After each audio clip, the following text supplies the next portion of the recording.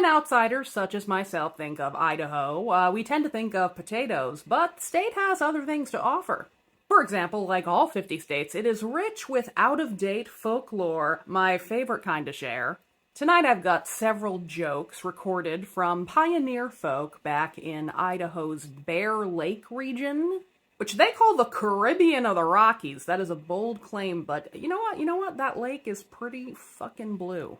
Fucked up fairy tales with Liz. Dings! First up, let's meet Sarah New Passy of Paris, Idaho. Now, Miss Passy was a frequent patron of the local theater. She was an exceedingly punctual woman. She would often arrive far before the doors had even opened.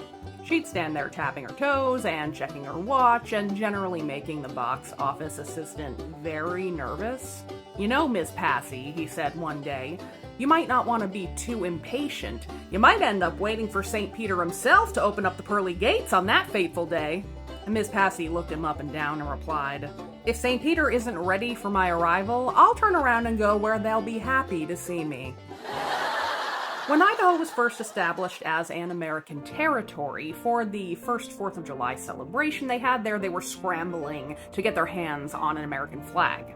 Emmeline Grover Rich, also of Paris, Idaho, was given the task of creating the flag from scratch, and ever the resourceful pioneer woman, she crafted it out of her own petticoat.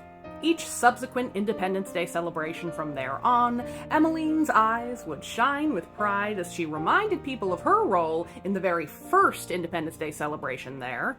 "My underwear waved over Paris for days." My last little anecdote is an update to the tune "Mary Had a Little Lamb" that they were passing around that Bear Lake region. Bear Lake Valley, where they thought to themselves, what if Mary had a little lamb, but it was sexy? Mary had a little lamb, that time has passed away. No lamb could follow up the pace our Mary sets today. For now she rides the airshod wheel in skirts too short by half. No lambkin shares her airy flight, but you can see her calf. And who is there who can complain or cry in woe? Alas! So long as Mary's calf's all right, that lamb can, go to grass. So all the men delighted gaze, and their joy is not a sham. For while the other critters out, they've got no use for lamb. I guess that's what they called jokes in those days. You know what? I kinda liked them.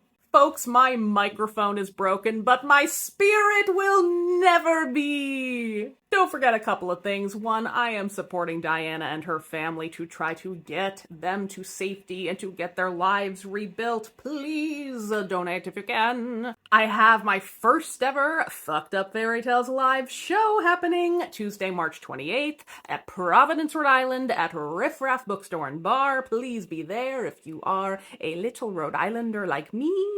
Let me know in the comments, which nursery rhyme do you think might secretly be a little sexy?